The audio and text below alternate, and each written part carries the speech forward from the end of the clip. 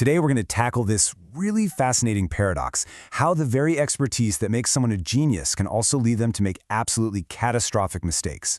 We're going to dive into the huge difference between risk and uncertainty, and I promise, understanding this could literally change the way you make decisions forever. Okay, so let's just jump right in with a massive question. We trust experts with everything, from surgeons and engineers to financial wizards, and yet history is just littered with examples of these same experts getting it spectacularly, horribly wrong. So why does this happen? Well, the answer lies in this fundamental confusion at the very heart of how we think about the future. And this brings us to something we can call the expert's dangerous blind spot. It's this idea that having deep knowledge in one area can sometimes create this false sense of security, basically blinding us to what we're really up against. And get this isn't just some abstract, theoretical problem. I mean, when you look at massive failures like the 2008 financial crisis, tragic bridge collapses, even medical misdiagnoses, you often find this exact same root cause. It's a single, powerful misunderstanding, confusing a predictable risk with a truly unknowable uncertainty, and it has very, very real-world consequences. So, what is this fundamental confusion? It all boils down to two words that we throw around all the time, often using them interchangeably. But they mean vastly different things: risk and uncertainty. Let's break them down. So, on one hand, you've got risk. Think of it like a known unknown. You can actually calculate the odds. Rolling a die, that's a risk. We know for a fact there's a 1 in 6 chance of getting a 4. We have data, we have rules, we can assign a probability. But then you've got uncertainty. And this is an unknown unknown. The situation is so new, so unique that there's just no past data to pull from. You simply cannot calculate the odds. And, this isn't some newfangled idea. This goes all the way back to an economist named Frank Knight, who laid this out over a century ago. He was the one who said, look, risk is the measurable stuff, and uncertainty is the unmeasurable, the truly unpredictable. It's a brilliant distinction. The problem? We forget it all the time. Okay, and this is where it gets really counterintuitive.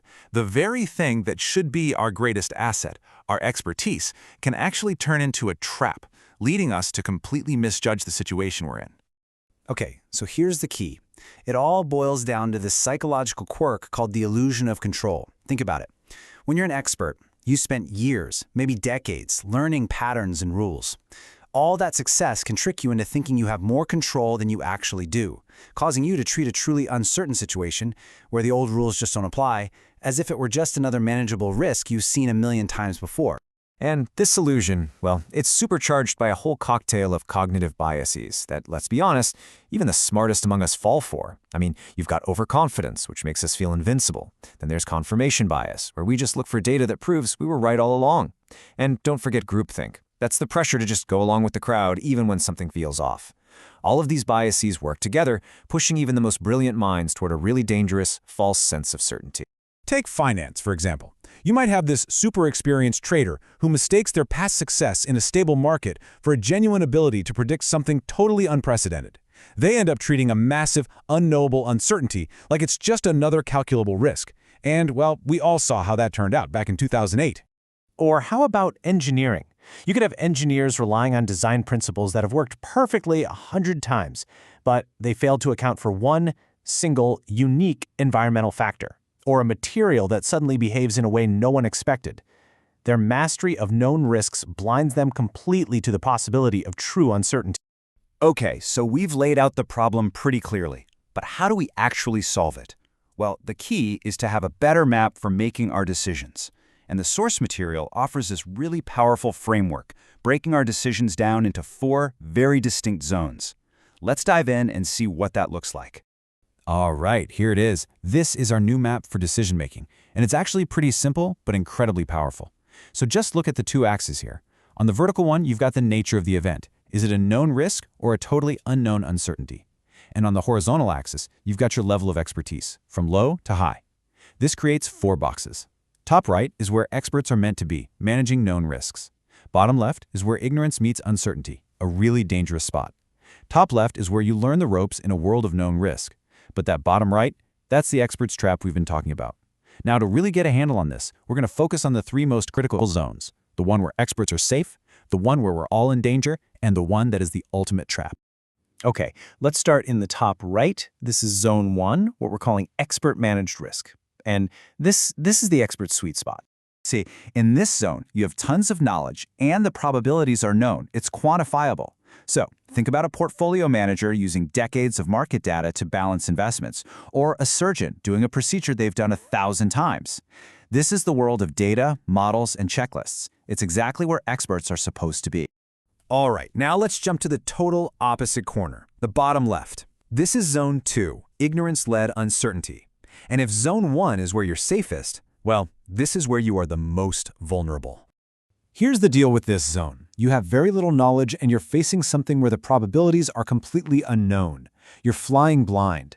The perfect and very recent example, the early days of the COVID-19 pandemic, right? Nobody had the data, nobody had the specific expertise to predict how it would spread. In this zone, the smartest move is to just admit you don't know and get help from as many different places as possible. And that brings us to the most deceptive, the most dangerous zone of them all, the one we've been building up to. Zone 3, expert-led uncertainty. This, right here, is the expert's trap. You have all this expertise, you're at the top of your game, but you're facing true uncertainty. And your brain, which is just packed with all that knowledge, desperately wants to see patterns it recognizes.